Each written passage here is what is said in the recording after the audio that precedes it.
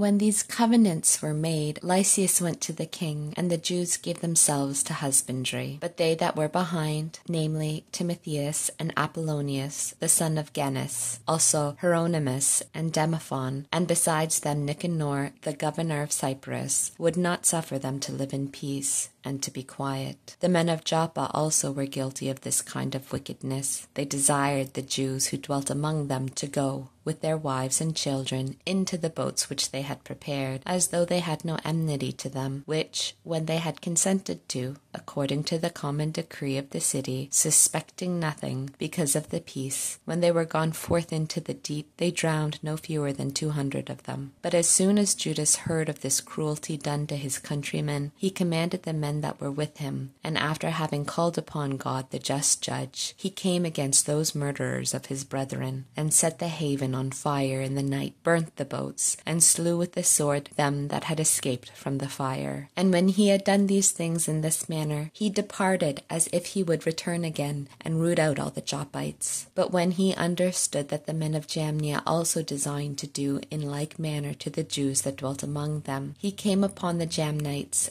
also by night, and set the haven on fire with the ships, so that the light of the fire was seen at Jerusalem, 240 furlongs off. And when they were now gone from thence 9 furlongs, and were marching towards Timotheus, 5,000 footmen and 500 horsemen of the Arabians set upon them. And after a hard fight, in which by the help of God they got the victory, the rest of the Arabians, being overcome, besought Judas for peace, promising to give him pastures and to assist him in other things. And Judas, thinking that they might be profitable, indeed in many things, promised them peace, and after having joined hands, they departed to their tents. He also laid siege to a certain strong city, encompassed with bridges and walls, and inhabited by multitudes of different nations, the name of which is Casphin. But they that were within it, trusting in the strength of the walls and the provision of victuals, behaved in a more negligent manner, and provoked Judas with railing and blaspheming, and uttering such words as were not to be spoken. But Maccabees, calling upon the great Lord of the world, who, without any rams or engines of war, threw down the walls of Jericho in the time of Josue, fiercely assaulted the walls, and having taken the city by the will of the Lord, he made an unspeakable slaughter, so that a pool adjoining of 2 furlongs broad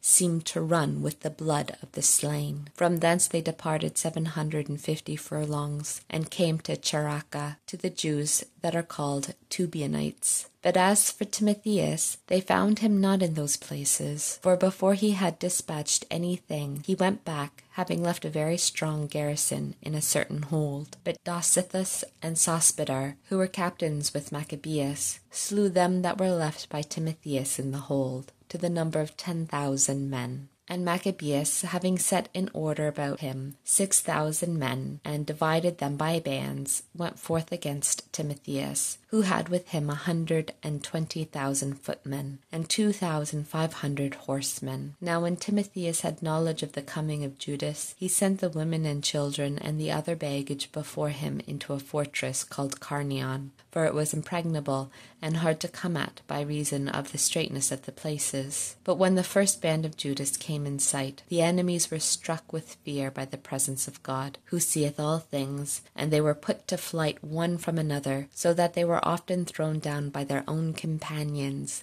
and wounded with the strokes of their own swords.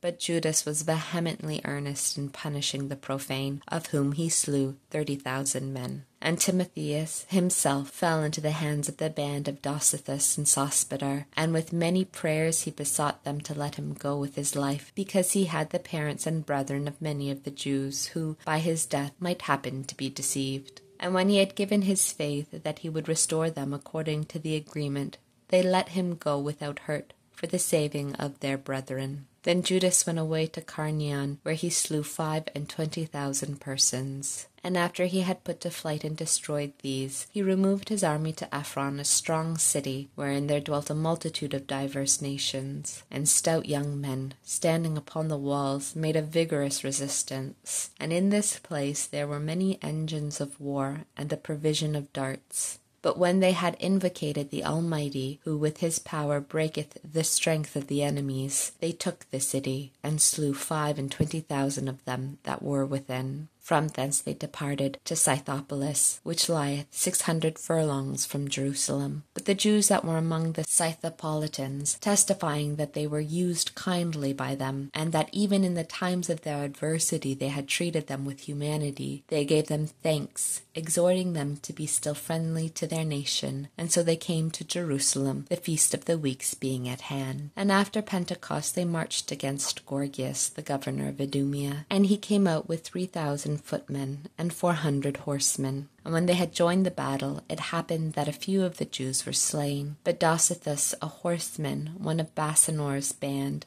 a valiant man, took hold of Gorgias. And when he had taken him alive, a certain horseman of the Thracians came upon him and cut off his shoulder. And so Gorgias escaped to Maresa. But when they that were with Esdras had fought long and were weary, Judas called upon the Lord to be their helper and leader of the battle. Then, beginning in his own language and singing hymns with a loud voice, he put Gorgias' soldiers to flight. So Judas, having gathered together his army, came into the city of Odalam. And when the 7th day came, they purified themselves according to the custom, and kept the Sabbath in the place. And the day following, Judas came with his company to take away the bodies of them that were slain, and to bury them with their kinsmen in the sepulchres of their fathers. And they found under the coats of the slain some of the donaries of the idols of Jamnia, which the law forbiddeth to the Jews, so that all plainly saw that for this cause they were slain. Then they all blessed the just judgment of the Lord, who had discovered the things that were hidden. And so betaking themselves to prayers, they besought him that the sin which had been committed might be forgotten. But the most valiant Judas exhorted the people to keep themselves from sin, forasmuch as they saw before their eyes what had happened, because of the sins of those that were slain. And making a gathering, he sent 12,000 drachms of silver to Jerusalem for sacrifice, to be offered for the sins of the dead, thinking well and religiously concerning the resurrection. For if he had not hoped that they that were slain would rise again, it would have seemed superfluous and vain to pray for the dead. And because he considered that they who had fallen asleep with godliness had great grace laid up for them, it is therefore a holy and wholesome thought to pray for the dead, that they may be loosed from sins.